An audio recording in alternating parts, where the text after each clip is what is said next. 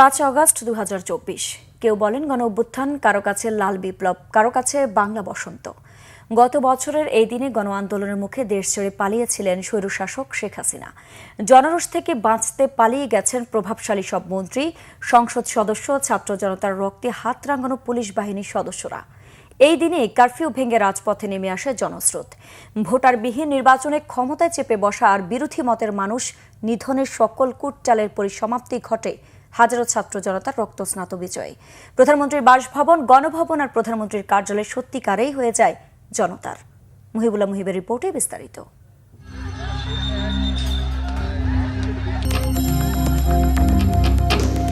পৃথিবীর নানা দেশে স্বৈরাচার পতনের ইতিহাস নতুন নয়, কিন্তু সরকারের পতনের পর সরকার প্রধান সহ একসাথে ৩০০ সংসদ সদস্য পালিয়ে যাওয়ার ঘটনা শুধু বাংলাদেশ নয়, তাবৎ দুনিয়ায় বিরল। শুধু রাজনৈতিক সংশ্লিষ্ট ব্যক্তিরাই নন, যারাই গত ১৬ বছর শেখ হাসিনাকে স্বৈরাচার হয়ে উঠতে সাহায্য করেছেন এমন ব্যক্তি, মসজিদের ইমাম থেকে শুরু করে মন্দিরের পুরোহিত, আন্দোলনের মুখে পালিয়ে গেছেন সবাই। আর এমনই বিরল ঘটনার সাক্ষী হয় বিশ্ববাসী। ২৪-এর ৫ আগস্ট সকাল থেকেই সমগ্র ঢাকায় শুনশান নীরবতা। তখনও কেউ জানে না পূর্ব ঘোষিত মার্চ টু ঢাকা কর্মসূচিতে আসলে কি ঘটতে যাচ্ছে। সারা দেশে তখন চলছে কারফিউ। টানা কয়েকদিনের আন্দোলনে সড়কে পড়ে আছে ধ্বংসযজ্ঞের নানা চিহ্ন। দুপুরে ঢাকা অভিমুখে ধেয়ে আসা জনস্রোতের খবর সর্বপ্রথম সরাসরি প্রচারিত হয় বাংলা ভিশনে, যে খবরে চারদিক থেকে নেমে আসে মানুষ। জনসমুদ্র ছুটে যাচ্ছে গণভবনের দিকে। আপনাকে একটু দেখাতে চাই, চোখ যতদূর যায় শুধু মানুষ আর মানুষ।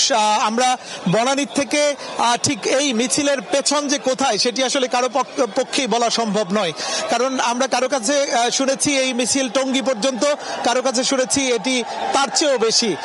এই মিছিলটি কিন্তু অগ্রভাগ আরো আধা ঘন্টা আগে বনানী অতিক্রম করেছে, কিন্তু আধা ঘন্টা পার হলেও এখন পর্যন্ত কিন্তু এই মিছিলের পেছন সেটি আমরা দেখতে পাচ্ছি না। একদিকে চলছে কারফিউ, অন্যদিকে মারমুখী অবস্থানে পুলিশ, বিজিবি ও সেনাবাহিনী।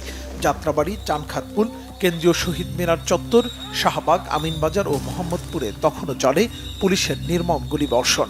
পুলিশের ল্যাথল উইপন এর সামনে বুক চিতিয়ে সেদিনও জীবন দিয়েছে অগণিত মানুষ। কে জানতো এই দিনেই দেশ ছেড়ে পালাবেন শেখ হাসিনা? অথচ গণভবনে বসে তখনও ছাত্র জনতার উপর গণহত্যা চালানোর নীল নকশা আঁকতে থাকেন রক্তপিপাসু লেডি অব মাফিয়া। তার সেই নীল নকশা ভেস্তে যায় সেনাবাহিনী গুলি চালাতে অপারগতা প্রকাশের মধ্য দিয়ে। উল্টো হাসিনাকে পালাতে ৪৫ মিনিট সময় বেঁধে দেয় সামরিক বাহিনী। এরপর সেনাবাহিনীর হেলিকপ্টার যোগে এয়ারপোর্টে গিয়ে বিমান বাহিনীর একটি কার্গো বিমানে ভারতে পালিয়ে যায় ফ্যাসিস্ট শেখ হাসিনা। হাসিনার এমন পালিয়ে যাওয়ার তথ্য তখনও জানে না পুলিশ, তাই পালানোর পরেও ছাত্র জনতার সাথে যুদ্ধ চালিয়ে যায় তারা। এর মধ্যে জাতির উদ্দেশ্যে ভাষণ দেওয়ার ঘোষণা দেন সেনাপ্রধান জেনারেল ওয়াকারুজ্জামান। ১:৩০টার দিকে রাস্তা ছেড়ে দেয় পুলিশ ও সেনাবাহিনী। বেলা ২টার দিকে হাসিনা পালিয়ে যাবার খবরে রাজপথে নামে জনতার ঢেউ, যে ঢেউ চূর্ণ বিচূর্ণ করে দেয় স্বৈরাচারের মস্তককে। ঢাকা সহ সারা দেশের মানুষ রাস্তায় নেমে ভাসতে থাকে আনন্দ জোয়ারে। রাষ্ট্রের উপর ১৬ বছর চেপে বসা জগদ্দল পাথর সরে যাওয়ায় খোলা আকাশের নিচে সৃষ্টিকর্তার কাছে সিজদায় লুটিয়ে পড়ে মানুষ। বিকেল ৪টায় সেনাপ্রধান জেনারেল ওয়াকারুজ্জামান আনুষ্ঠানিকভাবে শেখ হাসিনার পদত্যাগ ও ইন্টারিম গভর্নমেন্ট ফর্মের ঘোষণা দেন। প্রিয় দেশবাসী, দেশে একটা ক্রান্তিকাল চলছে। আমি সমস্ত রাজনৈতিক দলের নেতৃবৃন্দকে এখানে আমন্ত্রণ করেছিলাম। আমরা একটা সুন্দর আলোচনা করেছি।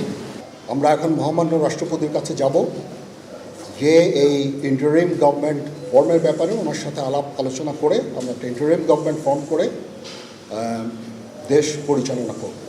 আমি আপনাদের কথা দিচ্ছি, সমস্ত হত্যা, সমস্ত অন্যায়ের বিচার আমরা করব।